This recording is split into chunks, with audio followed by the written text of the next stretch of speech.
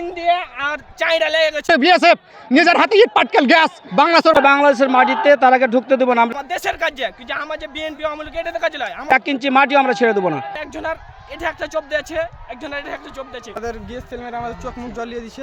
ইন্ডিয়ার জনগণ এবং বাংলাদেশের জনগণ এখন উত্তেজনা, তারা তাদের বোম মারছে এবং গ্যাস ছাড়ছে আর কি। আর বাংলাদেশের লোক লাঠি হাইসাল দিয়ে আছে, বিডিআরকে সহযোগিতা করছে। চরম উত্তেজনা। আমার একটা বিষয় যে আমরা কখনো বাংলাদেশের মাটিতে তারাকে ঢুকতে দেবো না। আমরা যতটুকু রক্ত দিয়ে আমার দেশ স্বাধীন করেছি, এই দেশকে আমরা কখনোই ব্যবহৃত দিতে পারি, ভারতকে আমরা দেবো না। 1 ইঞ্চি মাটিও আমরা ছেড়ে দেবো না।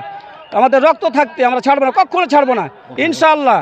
ভারতের পাবলিক বাংলাদেশের পাবলিক একটা জুট ঝামেলা লাগেছে। জুট ঝামেলাকে নিয়ে ভারতের পাবলিক বাংলাদেশে এসে বোরে বাগান, আম গাছ, ফসল পানি সব কিছু নষ্ট করে দেয়।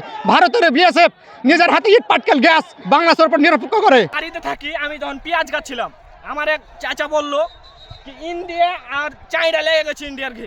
আমি করছি তাহলে তো বাচ্চা তো হ্যাঁ আমার দেশের কাজে কিন্তু আমার যে বিএনপি আমল কেটে কাজ লয়, আমার দেশ যদি রক্ষা করতে হবে, আমার দেশে এটি দেখছি তো ওরা কিন্তু টিএসএল বোম গুলি কিন্তু বিজেপিতে সব কিছু চালাইছে।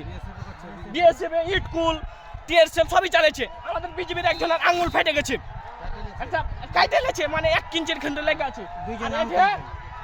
বরের বাগানের মেলে গেলা গাছ কেটে ফেলে দিয়েছে। একজনের এটা একটা চোপ দিয়েছে, একজনের এটা একটা চোপ দিয়েছে। আমি সাথে ইয়াতে পেটে দিয়েছি গাছপালা।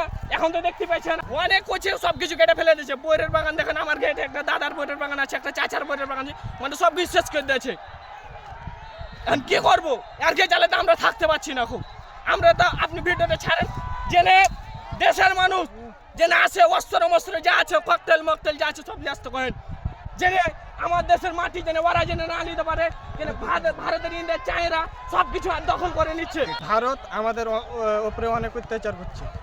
ভারত আমাদের গাছগুলো কেটে নিয়ে চলে যাচ্ছে।